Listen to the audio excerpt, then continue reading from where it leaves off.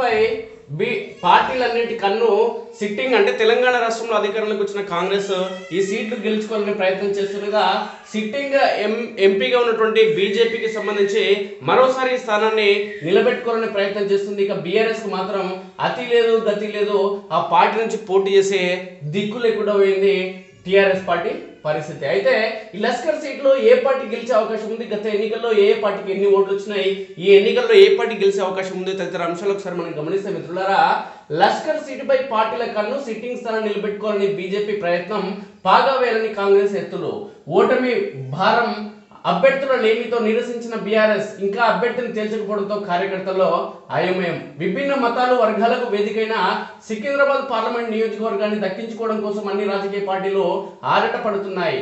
ఈ పార్లమెంట్ నియోజకవర్గాన్ని మినీ ఇండియాగా పిలుస్తుంటారు. బీసీలు, మైనార్టీలు, క్రిస్టియన్లు, ఎస్సీలతో పాటు నార్త్ ఇండియన్ ఓటర్లు అధిక సంఖ్యలో ఉన్నారు. రైల్వే ఓటర్లు కూడా ఫలితాలను ప్రభావితం చేసే స్థాయిలోనే ఉన్నారు. బీజేపీ సిట్టింగ్ స్థానమైన లష్కర్ సీటును కాపాడుకునేందుకు తపన పడుతుండగా అసెంబ్లీ ఎన్నికల్లో గెలిచిన జోష్లో ఎలాగైనా గెలిచి తీరాలని కాంగ్రెస్ ఎత్తులు వేస్తుంది. గత ఎన్నికల్లో ఇక్కడ గెలుపు అంచుల వరకు వెళ్లిన బీఆర్ఎస్ తరఫున పోటీ చేసేందుకు గత ఎన్నికల్లో గెలుపు అంచుల వరకు వెళ్లిన బీఆర్ఎస్ తరఫున పోటీ చేసేందుకు అభ్యర్థులు ప్రస్తుతం కనిపించలేదు. దీంతో ఈసారి కాంగ్రెస్ బీజేపీ మధ్య ప్రధానంగా పోటీ ఉండే అవకాశం కనిపిస్తుంది. గత ఎన్నికల్లో ఇలా సికింద్రాబాద్ పార్లమెంట్ నియోజకవర్గ పరిధిలో Nampally, Secunderabad, Sanath Nagar, Amberpet, Musheerabad, Khairatabad, Jubilee hills assembly స్థానాలు ఉన్నాయి. మొన్న జరిగిన అసెంబ్లీ ఎన్నికల్లో ఒక నాంపల్లి తప్ప మిగిలిన అన్ని చోట్ల బీఆర్ఎస్ అభ్యర్థుల విజయం సాధించారు. పార్లమెంట్ నియోజకవర్గ పరిధిలో 18,93,647 మంది ఓటర్లు ఉండగా 2019లో జరిగిన లోక్సభ ఎన్నికల్లో బీజేపీ అభ్యర్థి ప్రస్తుత కేంద్ర మంత్రి కిషన్ రెడ్డి 61,766 ఓట్ల మెజార్టీతో బీఆర్ఎస్ అభ్యర్థి తలసాని సాయి కిరణ్ యాదవ్ పై విజయం సాధించడం జరిగింది. ఆ ఎన్నికల్లో కిషన్ రెడ్డికి 3,84,248 ఓట్లు రాగా సాయి కిరణ్ కి 3,22,666 ఓట్లు వచ్చాయి. కాంగ్రెస్ నుంచి పోటీ చేసిన మాజీ ఎంపీ అంజన్ కుమార్ యాదవ్ కు 1,73,229 ఓట్లు పోలయ్యాయి. కిషన్ రెడ్డికి అగ్ని పరీక్షలు చెప్పుకోవచ్చు. ఈ ఎన్నికలు సికింద్రాబాద్ ఎంపీ, కేంద్ర మంత్రి అయిన కిషన్ రెడ్డికి ఇక్కడ గెలుపు సవాల్గా మారనుంది.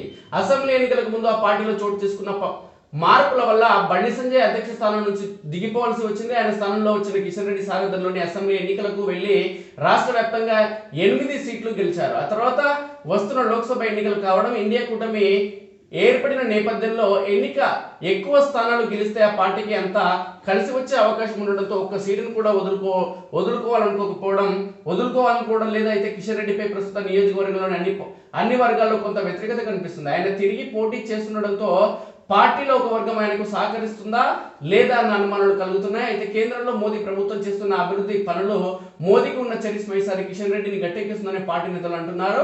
మరో అగ్రనేత కె లక్ష్మణ్ రాజ్యసభ సభ్యుడిగా, ఆల్ ఇండియా బీసీ విభాగం అధ్యక్షుడిగా కొనసాగుతున్న క్రమంలో కిషన్ రెడ్డి గెలుపునకు ఆయన తన వంతు పాత్ర పోషిస్తే తప్ప గెలుపు సాధ్యం కాదంటున్నారు.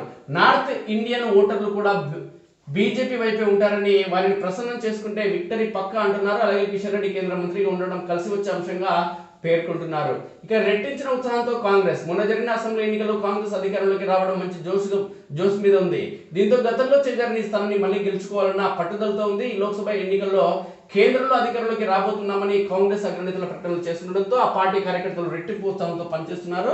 రాష్ట్రంలో గెలిచిన తర్వాత కాంగ్రెస్ ప్రభుత్వం ప్రవేశపెట్టిన 6 గ్యారంటీలు ఇప్పటికే 5 గ్యారంటీలు అమలు చేస్తున్నారు. దీంతో ప్రజల్లో తామంటే నమ్మకం ఏర్పడిందని ఈసారి కాంగ్రెస్ ఆదరించడం పక్కా అంటున్నారు. ఈ పార్లమెంట్ ఎన్నికలను ముఖ్యమంత్రి రేవంత్ రెడ్డి సవాలుగా తీసుకోవడం, లష్కర్లో ఆ పార్టీ సీటు గురించి పెద్దగా పోటీ లేకపోవడం గెలుపు నల్లేరు మీద నడికే అంటున్నారు. బీఆర్ఎస్ లో ఉన్నప్పుడు హైదరాబాద్ మేయర్ గా పనిచేసిన బొంతు రామ్మోహన్ కాంగ్రెస్ లో చేరడం ఆయనే అభ్యర్థిగా ప్రకటిస్తారన్న ప్రచారం సాగుతుంది. ఒకవేళ మహిళా అభ్యర్థిని బరిలో నిలపాలనుకుంటే బొంతు రామ్మోహన్ భార్య బొంతు శ్రీదేవి పోటీలో ఉంటారని తెలుస్తుంది.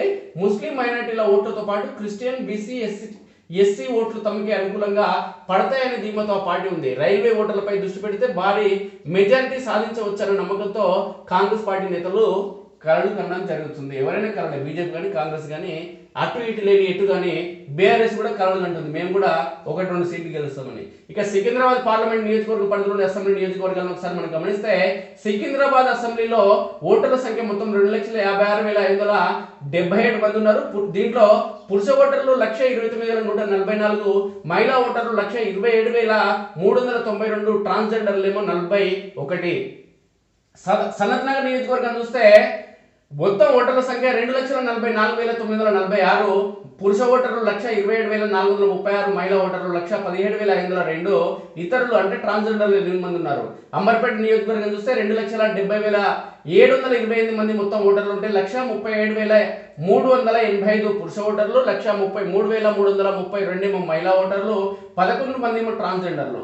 ముషిరాబాద్ నియోజకవర్గాన్ని గమనిస్తే 2,94,147 మంది మొత్తం ఓటర్లు ఉంటే 1,51,494 మంది పురుష ఓటర్లు, 1,42,641 మహిళా ఓటర్లు, ట్రాన్స్జెండర్లు 12 మంది.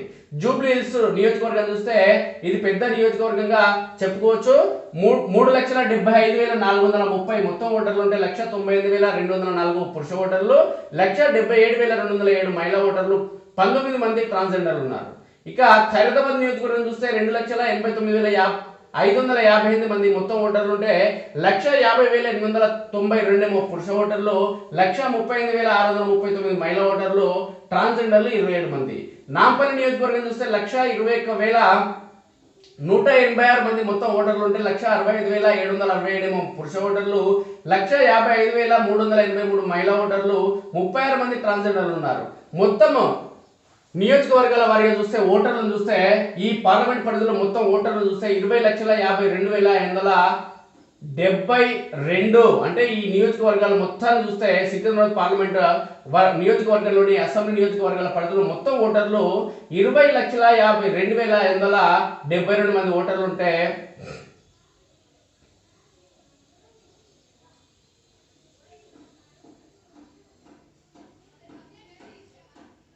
తప్పుగా వచ్చింది మిత్రులరా. ఇక టోటల్ లెక్క అనేది కొంచెం తక్కువ వచ్చింది. ఇక 2023 అసెంబ్లీ ఎన్నికల్లో ప్రధాన పార్టీల అభ్యర్థులకు పడిన ఓట్ల వివరాలు ఒకసారి మనం గమనిస్తే నాంపల్లి నియోజకవర్గంలో ఎంఐఎం పార్టీకి సంబంధించి ఆ పార్టీ అభ్యర్థి మాజిద్ హుసేన్కి వచ్చిన ఓట్లు, పోలైన ఓట్లు 62,185 ఓట్లు వచ్చినాయి. ఫిరోజ్ ఖాన్ కాంగ్రెస్ అభ్యర్థికి వచ్చిన ఓట్లు 60,148 ఓట్లు వచ్చినాయి. ఇక్కడ మెజార్టీ కాంగ్రెస్ పార్టీ కంటే ఎంఐఎం పార్టీకి వచ్చిన మెజార్టీ 2,037. ఇక సికింద్రాబాద్ నియోజకవర్గాన్ని గమనిస్తే బీఆర్ఎస్ పార్టీ అభ్యర్థి ఇక్కడ విజయం సాధించడం జరిగింది పద్మారావు.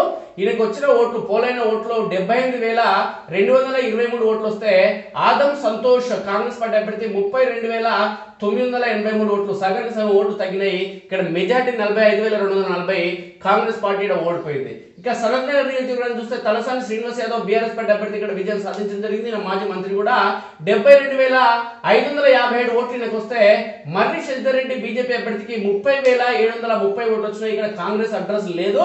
ఇక్కడ గెలిచిన అభ్యర్థి టీఆర్ఎస్ పార్టీ అభ్యర్థి 41,827 ఓట్ల మెజార్టీతో గెలవడం జరిగింది. ఇక జూబ్లీ హిల్స్ నియోజకవర్గం చూస్తే మాగంటి గోపీనాథ్ బీఆర్ఎస్ అభ్యర్థి ఇక్కడ విజయం సాధించడం జరిగింది.